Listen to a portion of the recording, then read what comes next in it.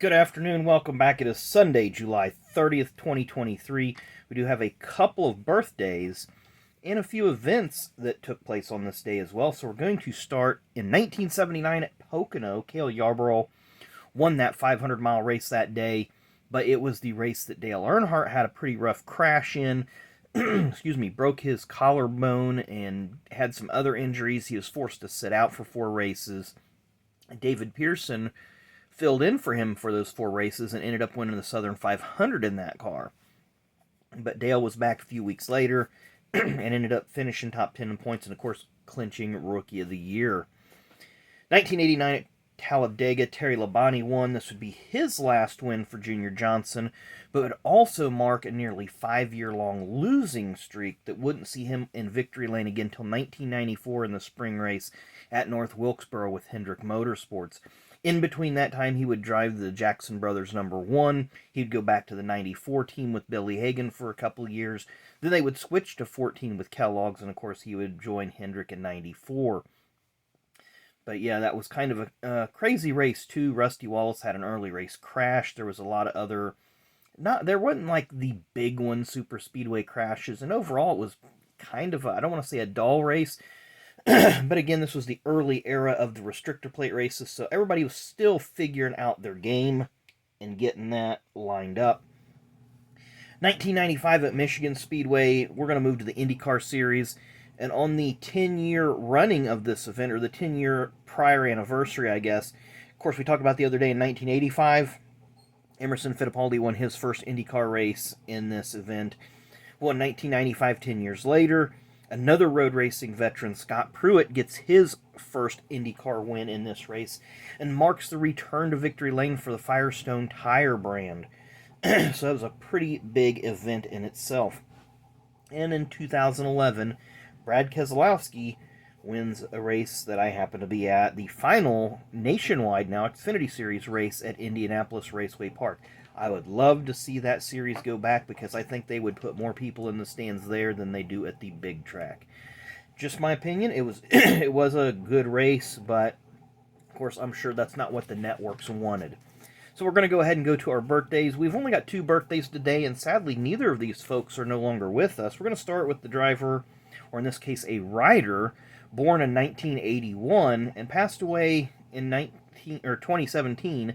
I believe it was actually on a bicycling accident, but motorcycle legend Nicky Hayden. Nicky Hayden, there's a little bit of information about Mr. Hayden. And if we can focus, we'll be in good company there. But he, did some amazing things in that MotoGP championship. And our other birthday, born on this day in 1946, he passed away in 1994 in a practice crash at Daytona, Mr. Neil Bonnett. Now, I've got these cards organized in career order and not printing order here. So these two can be interchangeable, maybe 80, 79, 80, with the Purelator branding there when he drove for the Wood Brothers. 1981 and 82. 81, he was still with the Wood Brothers, but they had changed up the Purelator, and they actually had Warner Hodgdon sponsorship.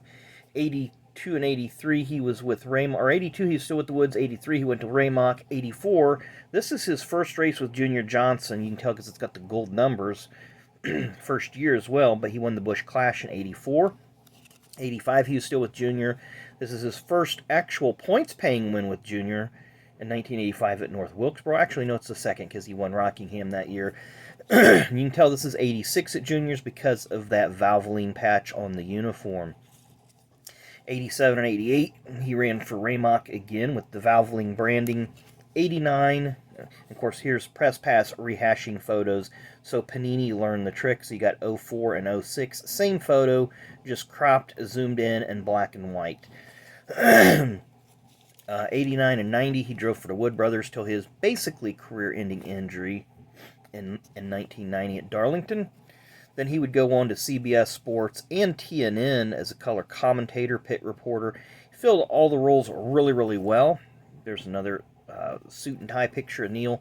He did make a comeback in '93 of sorts, driving for Richard Childress at Talladega and Atlanta, and was scheduled to drive 6 races for James Finch in 1994 before his career, uh, the fatal crash in 1994. So there's a good look at the pure later Mercuries that he drove in probably 79 and 80.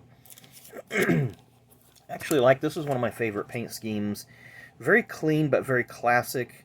And this one's going to be from 88, because you can tell by the body on the car. 89, or 87, they were still running that 2+2 with the big slope back window. And then we kind of have a picture here of the 31 car there beside Dale's car. So, Ken, there you go. There's you another Dale cameo if you don't already have that one. But Neil Bonnett posing beside. And this is either going to be Talladega or Atlanta. Probably Talladega, because Atlanta, he was strictly a start and park just to ensure Dale more points.